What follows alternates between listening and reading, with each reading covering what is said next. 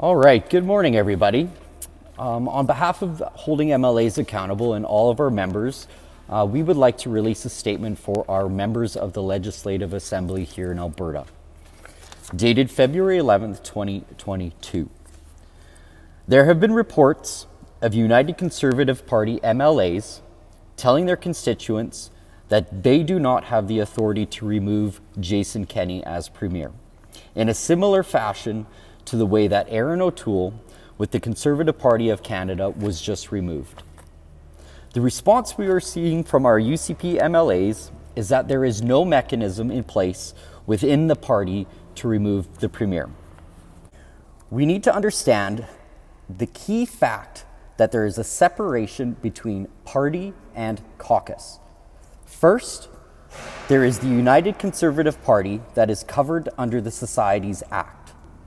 This party is external from the legislature and caucus. The party has an executive board, it has bylaws, and party members have the opportunity to vote for policy that is reflective of their views. Members also have the opportunity to vote for the party leader and for their nominees to run in a general election. Once candidates are elected to the legislature, they form what is called a caucus. This caucus is not the same as the party. This is simply a group of MLAs that agree on things, usually because they were elected under the same party banner. They meet to form strategy and deal with the day-to-day issues that come up. This caucus is not the party. In fact, there is no legal obligation for the caucus to push party policy. Remember Jason Kenney's "I hold the pen" comment? The party bylaws do not apply to caucus, and there must not be any financial support from caucus to the party. Think about the party and the caucus being two separate legal entities. They both exist separate from each other. If our MLAs are saying that there is no mechanism within the party to remove Kenney, they are right. The SGM is in fact the route to remove the leader within the external party. However, this does not automatically remove Jason Kenney as Premier. It logically follows that if Kenney was removed via the SGM, then he would naturally resign from caucus. But he does not have to. He could drag things out, and we all know he would. Like mentioned, there is no way that the party side can dictate to the caucus what to do. In a similar fashion, though, the caucus can kick out Jason Kenney today. They have the mechanism in place to remove members, and despite there being a lot of fanfare around this Premier, he is actually not that special.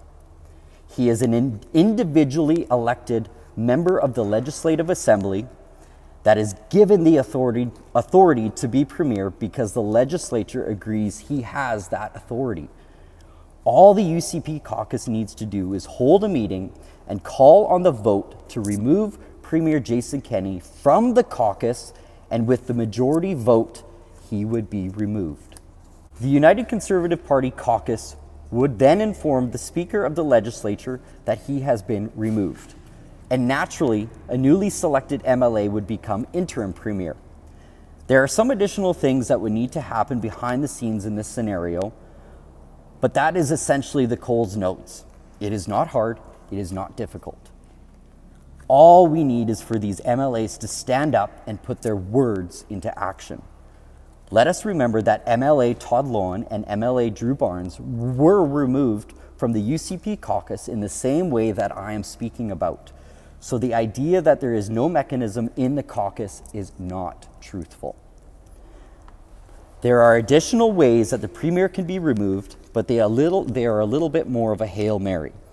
If the MLAs were actually running into some difficulty in removing Jason Kenney from the caucus, and they found that this is indeed the hill to die on, 42 MLAs could resign from the caucus and form a new caucus with Todd Loewen and Drew Barnes and effectively become the majority voice in the legislature. Again, there would be some background stuff that needs to happen in this, but if it comes down to just a few MLAs making it difficult for option A, as mentioned, to become reality, there are other options. Lastly, of course, is the SGM. Many groups are pushing for this, and often for suspect reasons. Careers are built on these types of political events, so there is a lot of interest in seeing the SGM take place.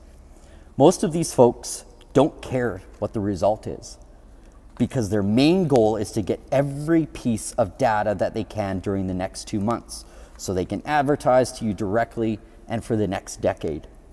Data mining is real and it is valuable, especially in politics. Be wary of this approach.